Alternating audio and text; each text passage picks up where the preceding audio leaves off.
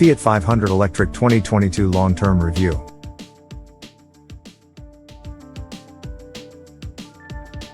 But before we start, please support us by pressing the like and subscribe buttons, so that we can continue to provide information about car and motorcycle news.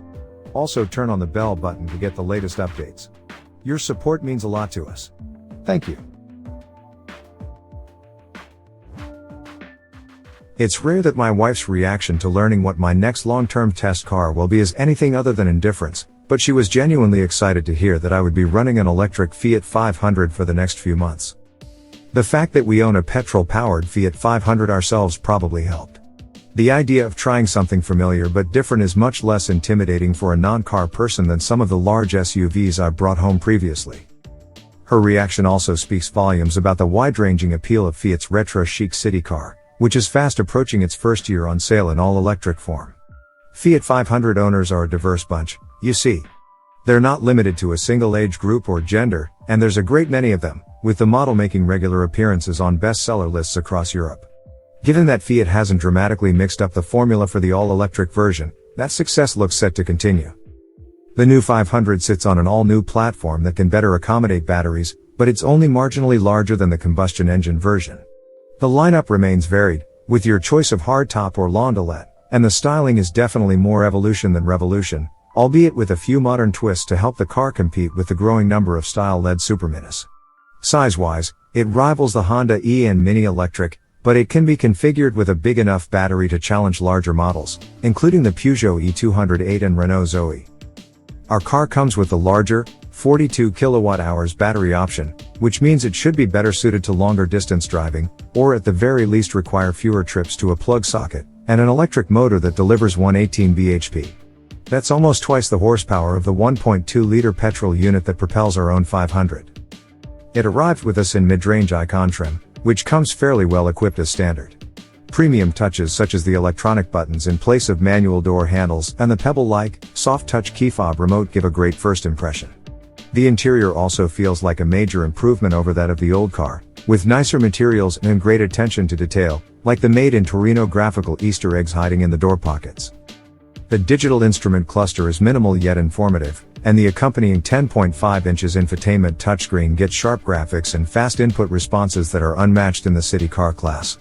Happily, the simplified dashboard isn't completely devoid of physical buttons and makes good use of space to maximize oddment storage. That's handy, because boot space is just as limited as it is in the petrol-powered 500, and now it has to accommodate both the 3-pin and Type 2 charging cables. Options? Very few.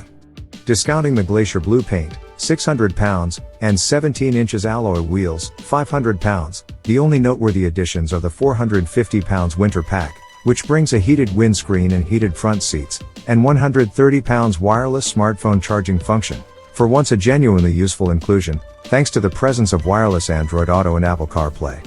There are plenty of larger, and far more expensive, cars that have yet to catch up in this area. Icon spec cars get only parking sensors as standard, instead of cameras, but I don't expect to feel hard done by. Even though the EV has grown a little, it remains a very compact car with excellent all-round visibility. You still sit very high, but the driving position isn't any worse than the petrol 500s, which is impressive, given that you're now perched atop a skateboard stuffed with battery cells.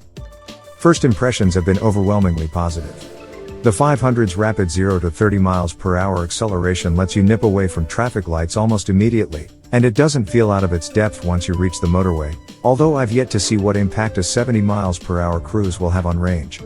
The seats are comfortable, with just enough leg room for a 6-footer, and while overall ride quality seems pretty firm, it's proving to be an excellent commuter. We will see how it fares over longer distances later. I have a few trips planned that will require a mid-journey charge.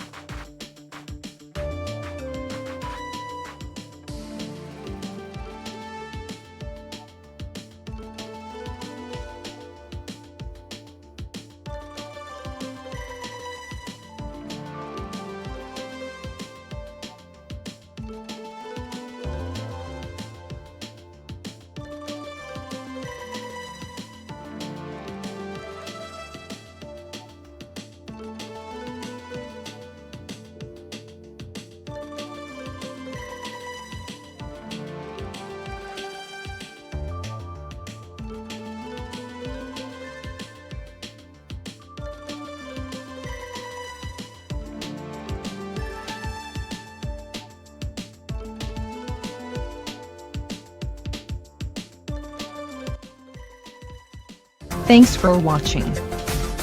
Drop a like. Leave a comment. And don't forget to subscribe to watch more videos like this.